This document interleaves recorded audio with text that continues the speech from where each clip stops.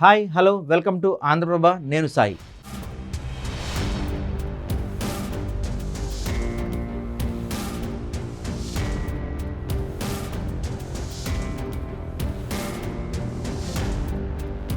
TDP Janasena కూటమిలో సీట్ల పంచాయతీ అలా ఉండగానే ఇప్పుడు మూడో పార్టీ బీజేపీ వచ్చేస్తుంది.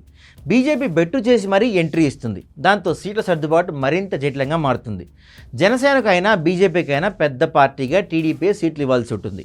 ఇక చూసుకుంటే కనుక టీడీపీ అనుకూల మీడియా రాసినట్లు జనసేనకు 25 నుంచి 30 దాకా సీట్లు అసెంబ్లీ టికెట్లు ఇవ్వచ్చని చెప్పి ఇప్పటిదాకా వినిపిస్తున్న టాక్. అయితే అవి చాలా తక్కువ అని జనసేనలో వారితో పాటు బలమైన కాపు సామాజిక వర్గం చెందిన వాళ్ళు కూడా ఆందోళన చేస్తున్నారు. దాంతో ఎలాగైనా 30 నుంచి 40 సీట్లు దాకా సాధించాలని అదే మధ్య మార్గం అని పవన్ భావిస్తున్నారు. ఈలోగా బీజేపీ కూడా పెద్ద డిమాండ్నే ముందు పెట్టింది. ఆ పార్టీ ఏకంగా 25 సీట్లు కోరుతుంది. దానిలో నుంచి 15 సీట్ల దాకా టీడీపీ ఇవ్వాల్సిన అనివార్యత ఉంది. ఈ నేపథ్యంలో జనసేనకు 25 కంటే ఎక్కువ సీట్లు దక్కుతాయా అనేది మరో చర్చగా ఉంది.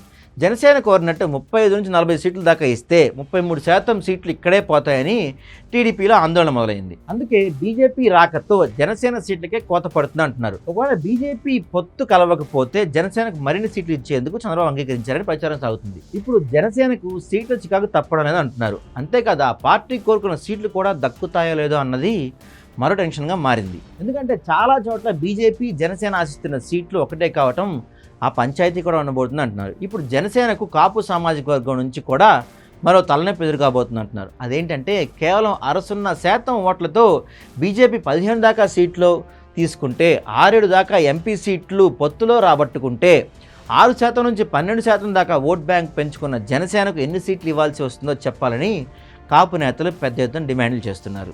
ఈ నిష్పత్తి చూసుకుంటే కనుక ఈజీగా జనసేనకి 50కి పైగా సీట్లు ఇవ్వాల్సిందే.